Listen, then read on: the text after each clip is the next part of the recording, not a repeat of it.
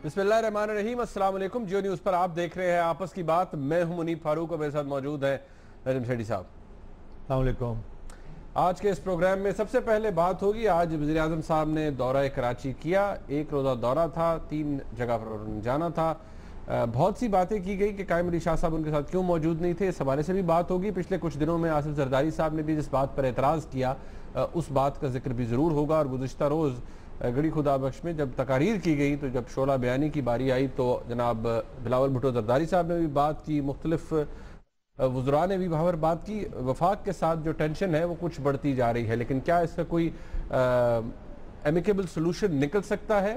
Options की बात पहले चौधरी निसार साहब की तरफ से की गई, अब निसार खोड़ो साहब कर रहे हैं, तो इस मामले पर भी बात होगी कि क्या मुमकिन तौर पर नतीजा निकल सकता है इस थोड़ी सी कशमकश का जो मौजूद है वफाक और सिंध हुकूमत के दरमियान। इस हवाले से बात होगी।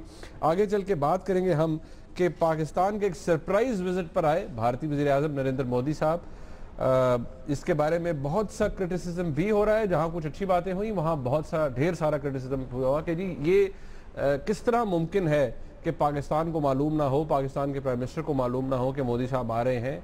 क्या इस एक मुलाकात से और वहाँ पर मौजूद कुछ ख़ास लोगों की मौजूदगी से बात वाज़ेह होती है कि कुछ अर्सा पहले जो काठमांडू में मुलाकात हुई वो भी फिर कोई सीक्रेट मीटिंग थी जिसके वाज़ेह तौर पर डिनाई किया प्राइम मिनिस्टर हाउस ने पाकिस्तान में और इंडियन ऑफिशियल्स ने भी। उस हवाले से भी बात होगी। और क्या इस मीटिंग से कुछ बेहतरी आ सकती है, मज़ीद बेहतरी आ सकती है पाकिस्तान और भारत के ताल्लुकात के मामले, इस हवाले से बात होगी। काफ़ी डिटेल में बात करेंगे। सुनैम साहब, क्या हाल है आपका हाल कैसा है? हाल बहुत अच्छा है। अच्छा, बड़ा इवेंटफुल रहा है 3-4 दिन। मैं समझता हूँ पाकिस्तान यार आपका ख्याल हमारे कोई 7 दिन नहीं प्रोग्राम होना चाहिए, हर रोज एक प्रोग्राम हो जाए। हर रोज यहाँ खबरें होती हैं।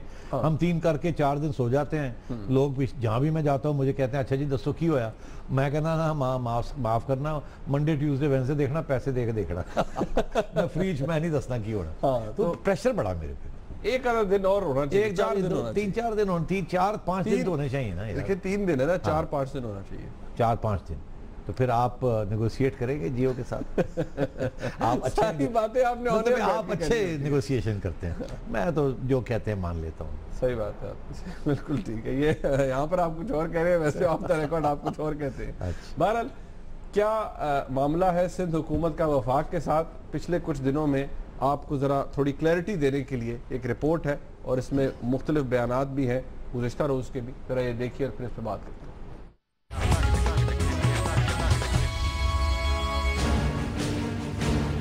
वफाक की जानिब से सिंध की रेंजर्स इख्तियारात की समरी मुस्तरद होने से मामला एक तनाज़ा बन चुका है।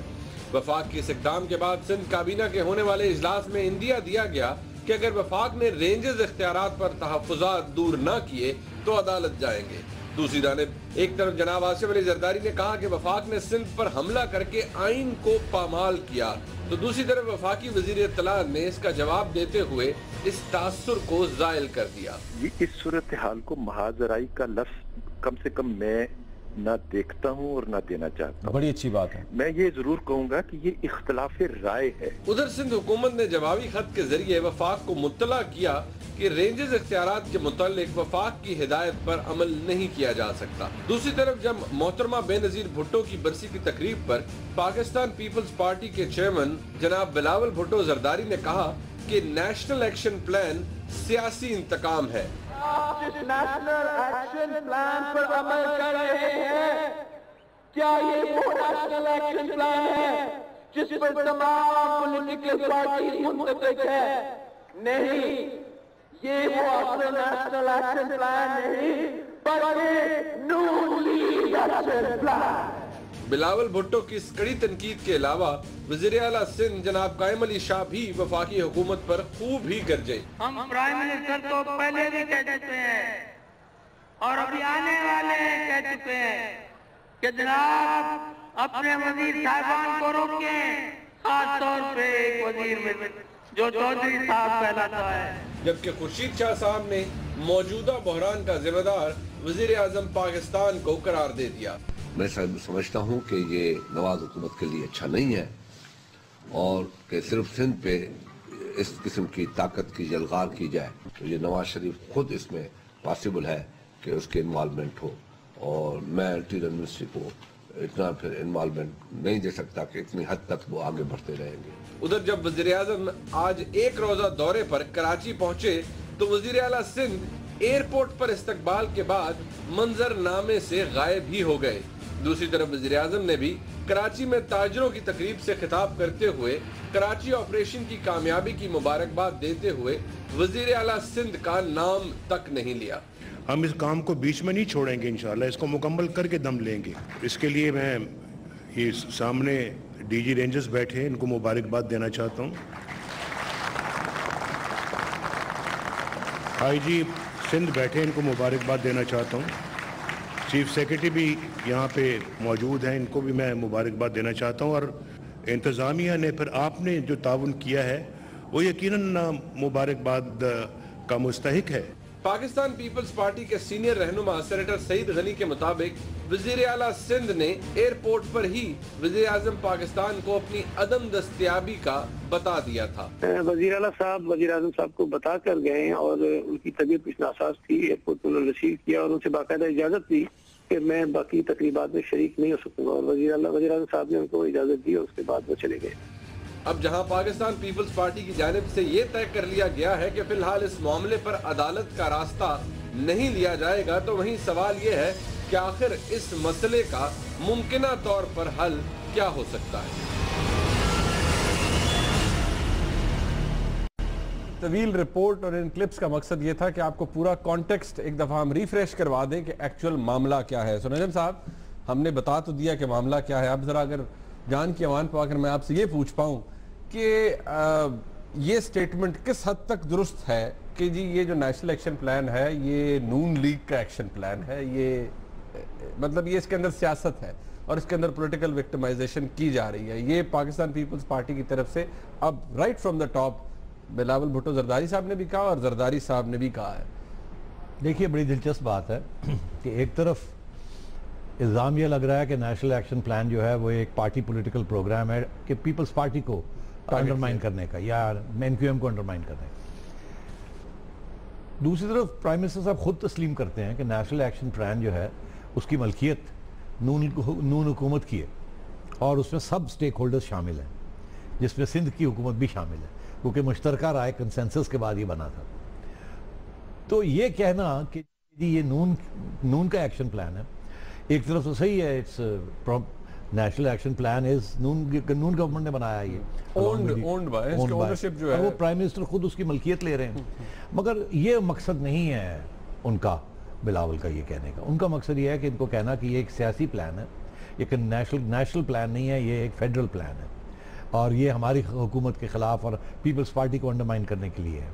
मैं समझता हूँ ये बिल्कुल बेबुनियाद बात है, मगर मजबूरी है उनकी। अब उनके पास अपने लोगों को प्रोटेक्ट करने के लिए क्या रास्ता है? एक कानूनी रास्ता था, कानूनी रास्ता ही है ना, और दूसरा है कि शोर शराबा डालें, विक्टिमाइजेशन की बात करें, नून का एक्शन प्लान की बात करें, जैसे ऐसे लगे कि आपकी प्रोसिक्यूशन हो रही है। अब वो उन्होंने अपनी तरफ से तो एक पेशकदमी की है ना कि जी वो दो माह के लिए एक्सटेंड कर दिया रेंजर्स को, मगर एक कंडीशन लगा दी थी। कंडीशन यही थी कि टेरर फाइनेंसिंग के पीछे आप नहीं जाएंगे, मतलब वो काम नहीं करेंगे जिससे सिंध गवर्नमेंट डिस्टेबलाइज होती। मगर फेडरल गवर्नमेंट ने आगे से जवाब ये दिया है कि हमने सिंध हुकूमत की रिक्वेस्ट जो है उसको इस तरीके से इंटरप्रेट किया कि under the anti terrorist act, federal act है, उसको डाइल्यूट नहीं किया जा सकता, तो हमने वो कर दिया। अब सिंध हुकूमत के पास मैंने उस दिन भी ये डिस्कस किया था कि क्या ऑप्शंस क्या हैं। एक तो ये है कि इसको चैलेंज करें। चैलेंज करने के दो तरीके हैं, एक तो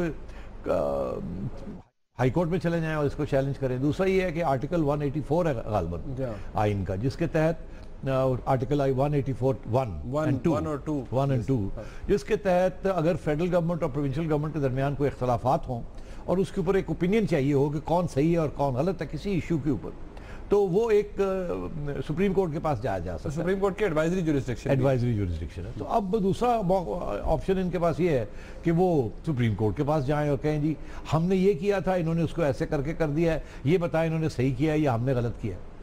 अब जो खबरें आ रही हैं वो यही हैं कि फारूक नाइस गए थे जरदारी साहब को मिलने और वहाँ उन्होंने ये सारी चीज़ें डिस्कस की हैं और मेरा ख्याल एडवाइस यही मिली है जरदारी साहब को कि ये आप अगर सुप्रीम कोर्ट के पास जाएंगे तो फेडरल गवर्नमेंट का केस स्ट्रॉन्ग है और अगर उन्होंने ये कह दिया कि ये सही है, तो फिर आप ये भी इल्ज़ाम नहीं लगा सकेंगे कि हमारी विक्टिमाइजेशन हो रही है, ये जो बिलावल ने लगाया। तो बेहतर ये है कि आप सुप्रीम कोर्ट के पास ना ही जाएं, आप इसको सियासी तौर पे डील करें, लीगली ना करें। लीगली आपकी पोजीशन कमज़ोर है। अच्छा। और मैं समझता हूँ जब चौधरी निसार ने ये और फेडरल गवर्नमेंट ने ये फैसला किया तो ज़ाहिर है सोच के किया होगा कि ये क्या कर सकते हैं अगर हम ऐसे करें तो। और उनको यही एडवाइस अटॉर्नी जनरल ने भी यही दी होगी, बैरिस्टर ज़फ़रुल्लाह ने भी यही एडवाइस दी होगी, सलमान भट्ट ने भी ये एडवाइस दी होगी, लॉ मिनिस्टर जाहिद ने भी ये दी होगी कि जी नहीं हमारी पोजीशन बड़ी स्ट्रांग है। लॉ मिनिस्टर परवेज रशीद साहब। परवेज रशीद साहब, सॉरी मतलब यार उनकी अंदर की गल तुसी बाहर कढ़ देंदे हो। वो क्योंकि जाहिद हामिद साहब जो है वो डिफेक्टो लॉ मिनिस्टर हैं, मगर एक्चुअली उनको क्लाइमेट का मिनिस्टर बनाया हुआ है, मगर वो सारी फाइलें मैंने देखते हैं। तो और उनकी वजह सबको पता है कि क्यों नहीं वो बन सकते, बिकॉज ऑफ इन्वॉल्वमेंट है ना, मुशर्रफ केस के अंदर उनका नाम आया है। इसलिए तो मैं ये समझता हूँ कि सिंध हुकूमत ने देख लिया कि उनकी लीगल ऑप्शन अब नहीं है। शोर शराबा ही है जो उन्होंने पहले भी इस्तेमाल किया, नाराज़गी का इजहार करना, और उनका मौक़िफ़ ये है कि जितना ज़्यादा आप शोर डालेंगे, जितनी विक्टिमाइजेशन क्राई करेंगे, उतना शायद फेडरल गवर्नमेंट जो है रिस्ट्रेन हो जाए कि ये लगे ना ऐसे कि ये पॉलिटिकल एक इशू। यहाँ नईम साहब एक बात ये ज़हन में रखिए कि पिछले साल हम तकरीबन 1 साल सवा साल पीछे चले जाएँ तो जब क्राइसिस अपने अरूज पे था, धरने इस्लामाबाद में हो रहे थे, उस वक्त तो जो बड़ा मुस्लिम लीग नून का प्राइम मिनिस्टर साहब का जो रवैया था towards peoples party, Pakistan peoples party, वो बड़ा फोर्थ कमिंग था कि आइए जफरी डालिए, आइए जफरी डालिए। खुद बाहर जाकर उनको रिसीव किया जा रहा था जरदारी साहब को, और बड़ा उस वक्त लग रहा था कि जैसे जरदारी साहब ही शायद सेवियर हों इस गवर्नमेंट के। अब वो सूरत हाल थोड़ी सी ये नज़र आती है कि जिसमें शायद थोड़ा सा डिस्टेंट रख रही है वफाकी हुकूमत अपने आप को, या कम से कम ये एश्योरेंस भी नहीं दे रही कि जी ठीक है हम इख्तियारात में कोई ऐसे लिख पढ़ के कमी नहीं कर सकते, लेकिन हम आपको ये गारंटी देते हैं कि डॉक्टर आसिम जैसा वाक़या दोबारा नहीं हो सकता, क्योंकि हमें भी उस पर एतराज़ है। ऐसा कुछ भी अब तक ऑफर नहीं किया जा रहा PMLN की तरफ से। नहीं, देखिए इसमें थोड़ी सी दो बातें हैं, ज़रा मैं इसको एक्सप्लेन कर दूं। पहली बात तो ये है कि 1 साल कबल प्राइम मिनिस्टर नवाज शरीफ का मौक़िफ़ मुशर्रफ ट्रायल के ऊपर फ़र्क था और अब फ़र्क है। आपको याद होगा बहुत सी लोगों ने एडवाइस दी, हमने भी दी कि ना पंगा लवो, तो उन्हें नहीं मैं तो लेना पंगा, ना पंगा लवो पूरी बात नहीं, गले पड़ जाएगा। अच्छा और यार है तुसी कहता मैं तो नहीं कहा कि भाजी पंगा ना लो, तो दिल में आपने कहा था गले पै जाए। चलो अच्छा वो होना है कि प्राइम मिनिस्टर साहब कह रहे नहीं है तो बिल्कुल कानूनी तौर पर शहबाज साहब ने भी ये हिदायत दी, हमें उन्होंने आंखें दिखाई कि तुम देखो तुम लोग पढ़े। नहीं, शहबाज शरीफ साहब वाज वेरी क्लियर कि नहीं वो भी क्लियर थे, मैं भी क्लियर था, और लोग भी बड़े क्लियर थे, मगर अच्छा वो फिर असी चुप कर गए, उनकी चिड़का खानिया ने। तो मगर ये हुआ कि over a period of time उनको ये बात का एहसास हो गया आफ्टर द धरनाज कि फ़ौज ने, एलिमेंट्स इन दी आर्मी ने कैसे रिएक्ट किया। और याद रहे कि मैं समझता हूँ कि रहील शरीफ साहब जो है ये आज आर्मी चीफ बने हुए हैं, इसमें जनरल मुशर्रफ का भी बहुत बड़ा हाथ है। ये उनकी खुशकिस्मती है कि वो आए, और हमारी ये खुशकिस्मती है कि उन जैसा एक straight and narrow soldier professional soldier बना है जो पॉलिटिक्स नहीं कर रहा, दूसरा काम कर रहा है। बिकॉज जो पहले आर्मी चीफ्स आते रहे, जनरल कियानी भी सियासी थे, जनरल बेग भी सियासी थे, मगर जनरल जहांगीर करामत नहीं थे, जनरल वहीद नहीं थे। तो ये उस ट्रेडिशन में है कि नॉन पॉलिटिक्स स्ट्रेट लाइन, तो और इनके मुशर्रफ फैमिली के साथ बड़े तल्लुकात हैं, तो इसलिए उस वक्त जेन्युइनली इसको पंगा समझा जा रहा था कि आपने आर्मी चीफ जिसके तल्लुकात है मुशर्रफ फैमिली के साथ, उसके खिलाफ एक केस कर दिया, तो ये कहाँ जाएगा ये। तो मैं ये समझता हूँ वो एलिमेंट्स फौज में जो चाहते थे कि मियाँ साहब को थोड़ा सा झटका लगे, उन्होंने फिर झटका दिया, बिकॉज आर्मी चीफ चुप कर गए, उन्होंने ठीक है उन्हें गलत काम हो रहे थे, तो वो मियाँ साहब सबक सीख गए। अच्छा सीख गए, मेरा ये ख्याल है उन्होंने एहसास से सबक से ये सीखा है कि उस वक्त शुरू वो कहते हैं ना कि डिलाइटफुल रेवलेशन नहीं, मैं आपको बताऊं, ये एक मैकियावेली ने और हमेशा हर फलसफा जो कि पॉलिटिकल स्ट्रेटजी का फिलोसफर किंग्स रहे हैं, उन्होंने ये कहा है कि दो बातें उन्होंने कही हैं। उन्होंने कहा कि अगर जब भी कोई हुकूमत आती है तो अगर उन्होंने कोई सख्त इक़दामात को उठाने हैं तो वो शुरू में कर लें, ताकि उनके अच्छे नताइज जो हैं वो बाद में आएँ, जो फल जब राइपन हो जाए तो उस वक्त नई इलेक्शन का वक्त हो। ये काम दरमियान में या आखिर में ये ना काम करें, जो सख्त काम है लोग आपको माफ़ नहीं करेंगे, इलेक्शन आएगी याद रहेगा। तो मेरा ख्याल है यही सोचते उन्होंने कहा आंधे जरा मुशर्रफ नूं जरा लम्मा पा ली। मुशर्रफ की लम्मा पाना सी होते मतलब और बड़ा लम्बे पै गए, ऑलमोस्ट आप ही लम्बे पै गए, आप ही लगेंगे। वो फिर मेरा ख्याल है कि रियलिज्म अब मिड टर्म होगी। मिड टर्म में इट इज क्रिटिकल के फौज के साथ तल्लुकात A1 होने चाहिए। ऐसा हो कि आखिरी साल वो कोई लोगों को आइडियाज आने शुरू हो जाए, यू नो, थर्ड ईयर। वो कहते हैं आर्मी चीफ जब आता है तो पहले साल तो वो अपने पोस्टिंग्स ट्रांसफर सेट करता है, दूसरे साल वो थोड़ा सा जरा स्ट्रांग हो जाता है। मसल फ्लेक्स करते हैं, मसल नहीं फ्लेक्स करता, but he is now in position, अगर चाहे तो कर सकता है। He is in charge and you can see his appointments and everybody is in place. Third year में उसको प्रोवोक नहीं करना चाहिए, उसको ईज आउट करना चाहिए, प्रोवोक नहीं करना चाहिए। Let him look forward to a good holiday and a good retirement with lots of benefits. पंगा नहीं लेना चाहिए थर्ड ईयर। अब ये मतलब है थर्ड ईयर में दूसरी चीज़ें भी तो होती है ना आजकल, एक तरफ पंगे लेने की ख्वाहिश होती है, पंगा लें, दूसरी तरफ ये होता है कि आर्मी चीफ के वेल विशर्स जो होते हैं उसको कह रहे होते हैं सर वॉज एक एक्सटेंशन और होनी चाहिए। प्राइम मिनिस्टर के कान में जाके गया सर जी कमाल दा बंदा, देखो उन्होंने मौका से उन्होंने कुछ नहीं किया, मौका से कुछ नहीं किया, और सर अनदर 3 years, चलो 1 साल तो दो ना, फिर आगे देखी जाएगी। अच्छा वो जनरल कियानी ने मांगी थी ना 1 साल की एक्सटेंशन, तो पता लगा उन्होंने कहा जी 1 साल की तो 3 लोग। गिलानी साहब कहते हैं हम तो मौका ढूंढ रहे हैं, मौका ढूंढ रहा था। तो मैं समझता हूँ कि मियाँ साहब ने ये फैसला किया है कि उस वक्त तो जरदारी साहब के साथ फ्लर्ट करना, क्योंकि उस वक्त वो उनके सियासी इंटरेस्ट में था, उनके सियासी इंटरेस्ट में था, और मुशर्रफ को लम्बा पाने की कोशिश करना वो भी उनका ख्याल था उनके सियासी इंटरेस्ट में, मगर वो आगे नहीं देखा उन्होंने कि फोर्सेस कैसी थी उस वक्त। अब मेरा ख्याल है कि वो जरदारी साहब को ही डजंट केयर, उनको एक ही चीज़ है कि मैंने वादा किया आर्मी चीफ को, क्योंकि देखिए ड्यूरिंग दी ये मुशर्रफ के ऊपर भी उन्होंने आर्मी चीफ को वादा किया था, या आर्मी चीफ ये समझता है कि मुझे वादा किया था। अब देखे ना, आर्मी चीफ समझता है कि मुझे वादा किया था, क्या उन्होंने वादा किया था या नहीं किया था वो अलग बात है, मगर आर्मी चीफ को ये इंप्रेशन था कि मुझे वादा किया कि ये ट्रायल फेल कहीं नहीं होगी। आप इसके ऊपर 10 प्रोग्राम कर सकते हैं। मैं कर सकता हूँ, मगर आज मुख्तसर बात ऐसा हो कि सेंसर हो जाए सारा प्रोग्राम। अच्छा, तो उस वक्त मेरा ख्याल है आर्मी चीफ ने यही ब्रीफिंग दी थी कोर कमांडर्स को, मगर वो बातें वहां जो चल रही थी मुशर्रफ साहब की वो बरक्स होनी शुरू होगी। याद है वो फिर कोर कमेटी आ गई, फिर कोर कमेटी के आगे फिर उनको उठा के उनको अस्पताल में डालना पड़ा, वो भी मतलब इलीगली डालना पड़ा, और there was nothing the government could do about it. सिर्फ एक लोन वॉइस थी शहबाज शरीफ साहब की जो कहते थे ना करो, अच्छा, ना करो। वो बहरहाल अब वो सबक सीख लिए गए। उनको आर्मी चीफ उस वक्त ये फील कर रहा था कि इन्होंने मुझे वादा किया और फिर इन्होंने गड़बड़ कर दी है। अब वो जो वादा किया है ना कि we'll give you a clean hand, go and do it, अब अगर उनके रास्ते में ये खड़े होते हैं तो वो मिसअंडरस्टैंडिंग क्रिएट हो सकती है। आपको मैं मोटी मोटी बात दे दूं, मैं पढ़ रहा था आर्मी चीफ के बयान फरवरी इस साल से लेके अब 2015 से लेकर अब तक on the Karachi operation consistently एक ही बात कर रहे हो कि हम टेररिज्म के पीछे जाएंगे, क्रिमिनल्स के पीछे जाएंगे, टेरर फंडिंग के पीछे जाएंगे, माफियाज, हर जगह पे लफ्ज माफिया इस्तेमाल हो रहा है। या टेररिस्ट के बारे में माफिया इस्तेमाल नहीं होता लफ्ज, blackmailers, extortionists and funders, land grabbers, इनको माफिया कहा जाता है। टेररिस्ट को कभी टेररिस्ट माफिया नहीं कहते, क्रिमिनल माफियाज होते हैं।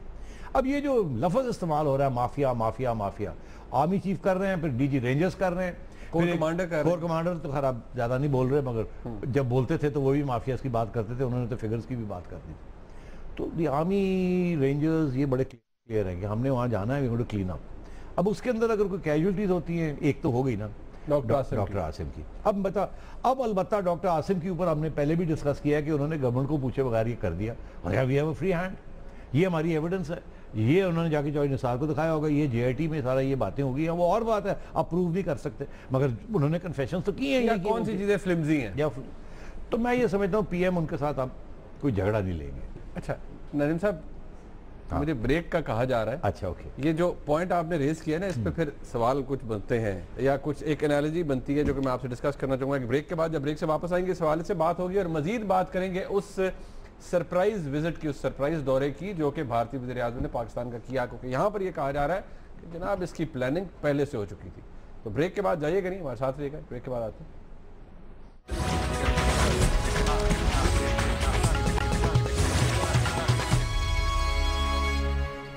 एक दफ़ा फिर आपको खुशामदीद कहते हैं। आपस की बात में बात हो जाए कि आज प्राइम मिनिस्टर साहब जब तशरीफ लेकर कराची में, लेकिन नईम साहब उससे पहले जो बातें आपने ब्रेक से पहले की, क्या फिर ये will it be safe to conclude कि प्राइम मिनिस्टर साहब ने फाइनली एक जो साइड है वो पिक कर ली है?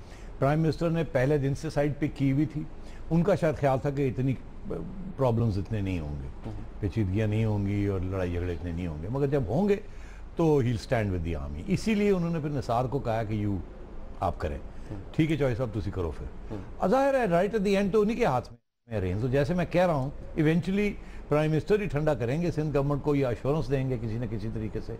वो कैसे देंगे that is to be seen. अभी तक वो भी ऑफर नहीं हो रही ना। अच्छा, आज हो सकती थी, मगर आज क्या हुआ?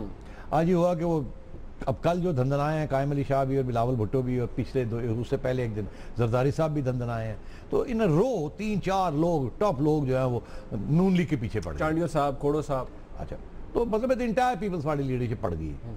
अब इस सूरत में चीफ मिनिस्टर को जाहिर है फेडरल गवर्नमेंट ने तो रेंजर्स को सिग्नल कर रहे हैं ना, इनको तो उस वक्त सिग्नल करेंगे जब ये आएंगे, ये बंद करेंगे तो आएंगे उनके पास, मगर वो पहले से एक माहौल बनाना चाह रहे हैं। ये तो नहीं कि वो आगे गोडे हाथ लाएंगे, वो भी तो एक माहौल बना के आएंगे ना। तो मेरा ख्याल है कि चीफ मिनिस्टर साहब को इंस्ट्रक्शंस नहीं फ्रॉम जरदारी साहब। पहला तो ये था कि शायद सोचा होगा कि मत जाएं आप रिसीव करने, टू शो अनॉयंस, मगर दैट इज़ वेरी ट्रिकी। वो इसके say that is like an open confrontation. अच्छा, आज परवेज रशीद साहब ने बड़ी एक दिलचस्प बात कही है, आप शायद सुन रहे थे, आपने जो क्लिप दिखा, हाँ, कि कौन क्या एक दिन पहले के क्लिप है, हाँ, वो क्या कॉन्फ्रंटेशन नहीं है, डिफरेंस ऑफ वो उर्दू में क्या लफ्ज़ उन्होंने कहा कि राय का इख्तिलाफ। हाँ, राय का इख्तिलाफ राय मतलब है कि इख्तिलाफ राय तुसी उन्होंने बंदे चुक के सुटी जा रहे हो जेल तो इख्तिलाफ राय चुको जी, इख्तिलाफ राय चुक लै जाओ जी, 2-3 लित्र ला दो जी, उल्टा टांग दो जी, रेंजर के वाले कर दो जी, GIT पा दो जी। मिनिस्टर इंचार्ज है, मिनिस्टर साहब कहते हैं इख्तिलाफ राय, यार अल्लाह रहम करे अगर इन्होंने नाल कॉन्फ्रंटेशन हो जाए तो फिर एक ही करेंगे। तो ये डेफिनेटली इशू तो है, इख्तिलाफ राय नहीं है, there is a serious issue, और उसको ये टेम्परेचर को रिड्यूस करने की कोशिश कर रहे हैं।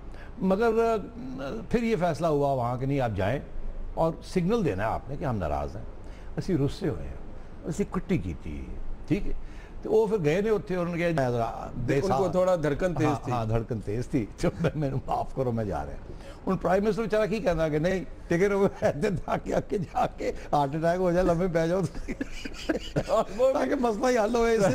प्राइम मिनिस्टर के खाते में सर कह सकते प्राइम मिनिस्टर क्या अच्छा हाँ जरूर पार्टी को बहुत बड़ा यार जाती हो रही है, मगर मैं क्या करूँ, एक्चुअली होता ऐसा ही है। प्राइम मिनिस्टर अल्लाह दी कसम, प्राइम मिनिस्टर ने दिल सोचो ओहो यू नो उसकी सिग्नलिंग हो रही है। अब इसका क्या होगा?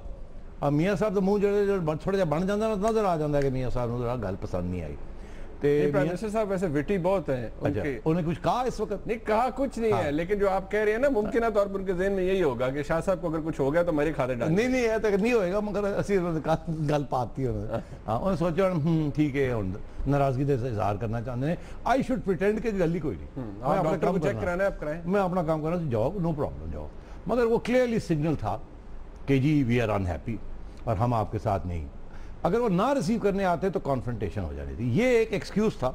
मैं होता तो मैं ये करता कि पहले मैं डॉक्टर ने बुलांदा कि डॉक्टर आया CM हाउस, प्रेस रिलीज आई है कि चीफ मिनिस्टर ने कुछ छोटी सी कुछ धड़कन हो गई है। उसके बाद चीफ मिनिस्टर बड़ी हिम्मत करके उठ के गए ने प्राइम मिनिस्टर ने रिसीव कर, उसके बाद फिर गायब हो गए। मगर नहीं, उन्होंने कहा नहीं वो थोड़ा ओवर हो जाएगा, बेहतर है ये उठे जाके माजरत कर लिया। That's what happened. So they are signalling. वो जो कल की और परसों की जो एक रवैया चल रहा है उसको तसलसल को तोड़ना नहीं चाहती Peoples Party by being proper और by raising the temperature to another high level. और हमें आपसे प्रॉब्लम है, और हमें आप मनाएं, हमें आप बनाएं। अच्छा, और ये कि आगे हाथ ना लगाएं डॉक्टर आसिम जैसे लोगों के ऊपर, और इनको भी अब थोड़ी सी रिलीफ दें। प्राइम मिनिस्टर साहब जब एड्रेस कर रहे थे ट्रेडर्स को, वहाँ पर मौजूद थी, इंतजामिया भी मौजूद थी, DG रेंजर्स मौजूद थे, IG सिंध मौजूद थे, चीफ सेक्रेटरी सिंध मौजूद थे। तो उन्होंने कहा कि कराची के हालात 5 साल या 8 साल या 3 साल पहले वाले भी नहीं है और अब बहुत बेहतर हालात हैं।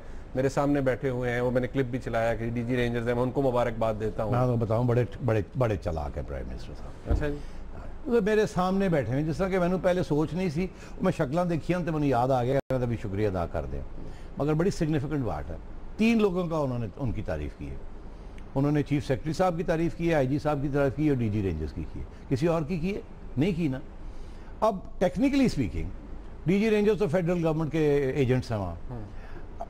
अगर 2 लोगों की जो बाकी तारीफ़ की है वो सिंध हुकूमत ये कह सकती है कि ये हमारे लोग हैं, हमारी भी तारीफ होगी। तो उन्होंने यही कहा है, यही कहा है कि नहीं चीफ जस्टिस साहब के अंडर काम करते हैं ना, मगर both IG and Chief Secretary are federal government employees, not provincial. They're appointed by. And you cannot appoint an IG without the approval of the federal government. You cannot appoint a Chief Secretary without the approval of the federal government. Establishment division ये करती है, notification होती है, notification करती है। तो उन्होंने अपने अपॉइंटीज को दाद दिया कि carry on and do the good work, उनको सिग्नल दिया, you are listening to us, you are not listening to them. और उन्होंने फिर आज ये भी कहा है कि हमने शुरू किया ऑपरेशन, वही ना कि नून लीग होने का नहीं साडा है, we started it but everybody is on board, और ये जारी रहेगा, ऐसे बीच में नहीं छोड़ेंगे। इनका मौकफ ये है बेसिकली कि सिंध हुकूमत जो है इस वक्त कमजोर है इन परसेप्शन टर्म्स। एक तो परसेप्शन है बड़ी करप्शन की, दूसरा ये है कि सारा पाकिस्तान सपोर्ट करता है नेशनल एक्शन प्लान को। इनफैक्ट हम तो ये कहते हैं और होना चाहिए, do more do more. Media कहता है डू मोर डू मोर। अब वो जब डू मोर करने जाते हैं तो एक आध जगह पे चीखें निकलती हैं, तो हम कहते हैं कोई गल नहीं, पै जाओ, साफ करो।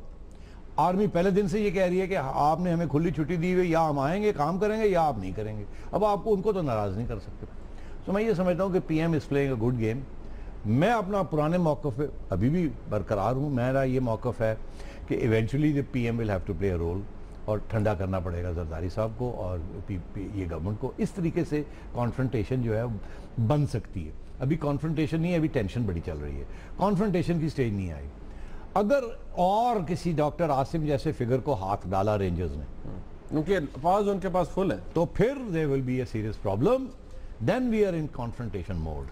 फिर ये सिंध हुकूमत ये सोचेगी कि ए हम रुकना नहीं है, अगर अब हमने कुछ ना किया तो फिर तैसी लगेगा, then they may think of action in Islamabad. But क्या सिर्फ मसला रेंजर्स के साथ है या नैब और FIA के भी मामला हैं? क्योंकि आपको पता होगा ये 90 डे डिटेंशन और ये लॉ एक्सटेंड हुआ है उन तक, नैब तक भी हुआ है, FIA तक भी हुआ है। क्या मसला सिर्फ रेंजर्स के साथ है या वहां पर भी है? क्योंकि एक दफा कायम अली शाह साहब ने कहा था कि नहीं जी 4 महीने हो गए हैं वो हमें हमारे मामलात में मुदाखलत करते हैं। तो क्या नैब का मसला तो है, बिकॉज जहाँ रेंजर्स नहीं एक्सटेंड कर सकते अपने पास, फिर वो नैब को इस्तेमाल कर रहे हैं। नैब भी फेडरल एजेंसी, नैब के अंदर भी सारे फौजी भरे हुए। मैं ये समझता हूँ कि NAB will be used as an adjunct to Rangers अगर ज़रूरत पड़ेगी उसकी, मगर मैं समझता हूँ वो गलत काम होगा। This is my view. NAB को नहीं करना चाहिए फॉर इस किस्म के कामों के लिए, जैसे रेंजर्स को नहीं इस्तेमाल करना चाहिए फॉर पॉलिटिकल, इसको नहीं करना चाहिए फॉर इस किस्म के पॉलिटिकल थिंग्स। अब किस हद तक ये जाएंगे, किस हद तक नहीं जाएंगे, किस हद तक सिग्नलिंग है, किस हद तक प्रेशर है, that I can't say. But I do know one thing, that sooner or later prime minister साहब को भी मदाखलत करनी पड़ेगी विद द सिंध गवर्नमेंट। उनको एक्सप्लेन करना पड़ेगा सर्टन ग्राउंड रियलिटीज़, और मेरा ख्याल है हिंट करनी पड़ेगी via Chaudhry sahab, not directly, via Chaudhry Nisar to the Rangers and to the army के take it easy, we are with you, but don't go to such an extent कि हमारे लिए भी प्रॉब्लम बन जाए। हो नहीं गई होगी नजम साहब अब तक इस तरह की हिंट, ये डॉक्टर आसिम के एपिसोड के बाद हो गई। अच्छा, सो आप ये समझते हैं कि इसका वाहिद हल ये है कि prime minister will have to play a part, उसके अलावा ये मसला हल होता हुआ नजर नहीं आता? उनको एक चाहिए ना कि सीनियर सबसे बड़ा जो पाकिस्तान का ओहदेदार है वो उनको अपीस करे। चौधरी निसार की मीटिंग के बाद, चीफ मिनिस्टर की मीटिंग के बाद वो सेटिस्फेक्शन नहीं होती ना जो आपको होती है कि जी हम प्राइम मिनिस्टर ने हमारी बात सुनी है। याद है आपको, हर दूसरे दिन बात होती थी तो IMQM कहता था हमें प्राइम मिनिस्टर को मिलना है, हमें मिलते क्यों नहीं? होता क्या था, 15 लोग चले जाते थे, रोना धोना प्राइम मिनिस्टर साहब सुन लेते थे, चाय पानी पिला के अच्छा जी थैंक यू, बाहर आ जाते थे, वहाँ बता के आ गए हैं प्राइम मिनिस्टर। उन्होंने अपनी कंस्टिट्यूंसी का भी तो करना था, होता कुछ नहीं। अगर प्राइम मिनिस्टर ने बात सुनी है और पहले कोई कमिटमेंट्स की नहीं है टू द आर्मी, तो वो नहीं फिर चेंज करेंगे। मैंने आपसे एक्सप्लेन कर दिया why. Now if he makes a commitment to the army on anything, he will keep that commitment. Okay, break का वक्त है, जहाँ पर जब वापस आएंगे तो बात हो जाए उस सरप्राइज विजिट की, नरेंद्र मोदी साहब की जो पाकिस्तान तशरीफ लाए प्राइम मिनिस्टर साहब को मिलने के लिए, उसके पीछे क्या था, प्री प्लान थी नहीं थी, तो बात होगी ब्रेक के बाद। बस आते हैं।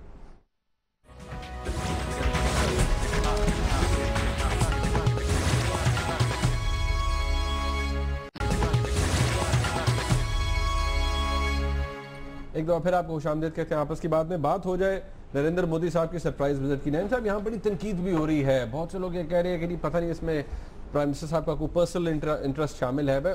एक बात जो क्लैरिटी जवाब उसका आना चाहिए कि क्या ये जो पूरी मीटिंग थी या उनका आना था, ये प्री प्लान था या उस दिन जैसे बताया कि 11:30 बजे कॉल आई और प्राइम मिनिस्टर साहब ने उन्होंने कहा, उन्होंने मुबारकबाद दी, उन्होंने कहा आप आ जाए, ऐसे हो जाइए, उसी दिन हुआ है ये, या ये पहले इसका कोई लिंक बनता है? चिड़िया की खबर, चिड़िया नरेंद्र मोदी पे यहाँ बैठी हुई थी जब ये बात हो रही थी, ठीक है, तो अब ये जाहिर है पक्की खबर, ठीक है ना। नरेंद्र मोदी साहब ने प्राइम मिनिस्टर को ये कहा रायगढ़ में कि मैंने तो 2 दिन पहले प्लान बना लिया था कि वापसी पे मैं आऊँगा, मगर मैंने ये बात आउट नहीं की। ये कमबख्त मीडिया जो है, हर दफ़ा इनको जब बात पहले पता चल जाती है तो काम ख़राब कर देते हैं। आपने देखा कि कैसे इन्होंने हमारा काम ख़राब किया जबकि आप लोगों ने आना था मिलने, और वो हाई कमिश्नर वाली बात शुरू हो गई कि जी कश्मीरी लोग, मीडिया ने शो डाल दिया, फिर वो कैंसिल हो गई, फिर उफ़ा के बाद आपके मीडिया ने शो डाल दिया, फिर आप नहीं आए। तो हमने ये फैसला किया है कि, और ये आपको भी हमने आगाह किया है इससे, we all agree on this, कि अब हमने जो कुछ मीडिया को कॉन्फिडेंस में नहीं लेना, अनाउंस नहीं करना।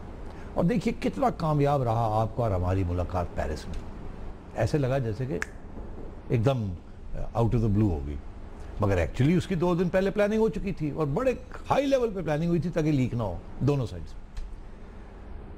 और फिर उसके बाद जो थाईलैंड में मीटिंग हुई NSCs की, वो भी किसी को नहीं पता चला, रातों रात तस्वीर बस सामने आई जंजुआ साहब की और डोवल साहब की, किसी मीडिया को नहीं बताया, कोई अनाउंसमेंट नहीं हुई कि मीटिंग होने जा रही है। उसके बाद अनाउंसमेंट हुई, कितनी कामयाब हुई, और कोई डिटेल नहीं कि क्या बात हुई है क्या नहीं हुई। इस दफा भी ये फैसला उन्होंने पहले प्राइम मिनिस्टर ने कर लिया था, उन्होंने और उनके 2-3 करीबी साथियों ने, कि ऑन द वे बैक ये हमने अब करना है, और उसकी वजह क्या है वो मैं आपको बताऊंगा। मेरा ख्याल है सज्जन जिंदल साहब जो हैं वो उन्होंने डेफिनेटली एक रोल अदा किया। वो 2 दिन पहले यहाँ आ गए थे और आते सार उन्होंने एक ट्वीट भी की थी विशिंग कि मैं लाहौर आ चुका हूँ नवाज शरीफ साहब की सालगिरह के लिए, और शादी भी अटेंड करूँगा उनकी नवासी। जिंदल साहब की दोस्ती बीजेपी के साथ पुरानी है। ये जिंदल फैमिली जो है, ये इनका टोटल टर्नओवर है $18 बिलियन का। ये 4 भाई हैं और 5 बहनें हैं, एंड इनकी जो वालदा है, she is known to be the richest woman in the world, the richest woman in the world. वो मेंबर ऑफ पार्लियामेंट भी हैं। तो इनके तल्लकात हैं, ये बड़ी फंडिंग करते हैं बीजेपी की, आप समझ रहे हैं। कॉर्पोरेट इंडिया सबसे ज्यादा फंडिंग करता था मोदी साहब की, मोदी साहब को लेके ही कॉर्पोरेट इंडिया सामने आया, तो इनके तल्लकात। तो इन्होंने, इनका क्या इंटरेस्ट है, एक तो लोगों का ये कहना कि इनका शायद नवाज शरीफ साहब के साथ कोई तल्लुक है, ज़रूर होगा छोटा मोटा। मियाँ साहब ने सऊदी अरेबिया में इनके साहिबजादे जो वहाँ काम करते रहते हैं और कारोबार करते हैं, वहाँ इन्होंने कोई छोटी मोटी कोई स्टील का काम किया है, तो हो सकता है तल्लुकात हों इनके, यकीनी तौर पर होंगे भी, और कोई इसमें कोई ऐसी बात नहीं है। They are one of the biggest steel magnates in the world, और ये स्टील का कारोबार है, so what's the big deal. मगर इशू यहाँ जिंदल साहब का सिर्फ ये था कि उन्होंने प्राइम मिनिस्टर को पहले मोदी साहब के साथ मुलाकात की काठमांडू में। एक्चुअली काठमांडू के करीब ही एक रिजॉर्ट है, वहाँ मुलाकात हुई थी, काठमांडू में मुलाकात हुई थी जब 7 समिट थी 2014 में। ठीक थी, ये पक्की खबर है, ये हुई थी यहाँ दोनों foreign office. Why was it kept secret then? Because यही ना कि ये बिजनेस कनेक्शन और ये बात ना सामने आ जाए। अच्छा, वो क्या बात क्या है मैं आपको बताता हूँ, क्या बात हुई उस वक्त, और अभी भी जिंदल साहब का क्या इंटरेस्ट है। मैं समझता हूँ उसमें प्राइम मिनिस्टर नवाज शरीफ का कोई पर्सनल बिजनेस इंटरेस्ट नहीं है, जैसे नरेंद्र मोदी का कोई पर्सनल बिजनेस इंटरेस्ट नहीं है, मगर जिंदल साहब का एक पर्सनल बिजनेस इंटरेस्ट है, जिसकी वजह से उन्होंने तल्लकात बना के रखे हुए हैं दोनों फैमिलीज के साथ, रूलिंग फैमिलीज के साथ। वो क्या है, अफगानिस्तान के अंदर आपको पता है वो प्रोविंस कौन सी है जहां बुद्धास को डिस्ट्रॉय किया था, अफगानिस्तान, बामियान के अंदर कोई 1 बिलियन टन के आयरन ओर के रिजर्व्स हैं। कितने? 1 बिलियन टन की आयरन ओर के रिजर्व्स हैं। अब आयरन ओर के साथ स्टील बनती है, it's one of the ingredients steel. Jindals का ये फैसला है कि वहाँ एक स्टील मिल लगाई जाए। 1 मिनट रह गया, उसका 1 मिलियन टन पर ईयर उसका turnover. They want a trade route, they want a route from, अगर वो वहाँ इन्वेस्टमेंट करते हैं, they want a route from there to Karachi. तो ये उस वक्त से ये बात हो रही है कि ये अफगानिस्तान, इंडिया, पाकिस्तान के तल्लकात अच्छे होंगे तो ये एक ट्रेड रूट मिलेगा उनको। So Jindal sahab is actually doing this for his own interest, for his own interest. उसमें prime minister of Pakistan, prime minister of India का कोई नहीं है। ऑफ कोर्स अगर दोनों कंट्रीज के तल्लुकात बेहतर होते हैं तो वो जो के सब चाहते हैं तो ये भी फिर एक पॉसिबिलिटी हो जाएगी। इस मुलाकात में या जो सार्क समिट में हुई थी उसमें कोई मुलाकात अगर उसे सीक्रेट, आप क्योंकि आप कह रहे हैं रखा गया, क्या उससे ये तासुर दुरुस्त है कि उससे कोई नेशनल इंटरेस्ट हमारा खराब हो रहा है? बिल्कुल नहीं, कोई हमारा नेशनल इंटरेस्ट खराब नहीं हो रहा। हम सब ये कहते हैं कि ट्रेड रूट्स खुलने चाहिए। हमने कुछ कंसीड नहीं किया इस मुलाकात में। नहीं कंसीड हम कर क्या सकते हैं यार, अफगानिस्तान स्टेबल होगा तो ये सारा कुछ होगा ना। वो हाईवेज बनेंगे में तो होगा ना, अगर टेररिज्म रहेगी, प्रॉक्सी वॉर्स रहेंगे तो कुछ नहीं होगा। तो एक तो ये मैं कहना चाह रहा था कि इसमें ये दिस वाज दिस।